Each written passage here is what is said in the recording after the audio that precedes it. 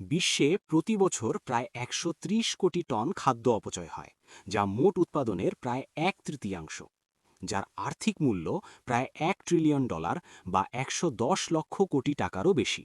এটি দিয়ে বিশ্বের ৩ বার ক্ষুধা মেটানো সম্ভব। অপচয় হওয়া খাদ্যের ১/৪ বাঁচানো গেলে ৮৭ কোটি মানুষের খাবারের চাহিদা মেটানো সম্ভব। এবার আমাদের বাংলাদেশের হিসাব শুনুন। বাংলাদেশে বছরে প্রায় ১,৪১,০০,০০০ টন খাবার আমরা নষ্ট করি।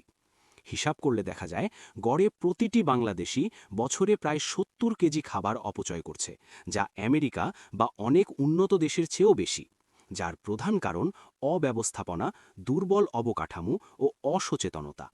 সমাধান একটাই: পরিকল্পিত বাজার এবং অপচয় রোধ। কোটি কোটি মানুষ পর্যাপ্ত খাবার পায় না, অথচ বিপুল পরিমাণ খাবার নষ্ট হয়, যা খাদ্য নিরাপত্তা ও পুষ্টির ক্ষেত্রে বড় চ্যালেঞ্জ তৈরি করে।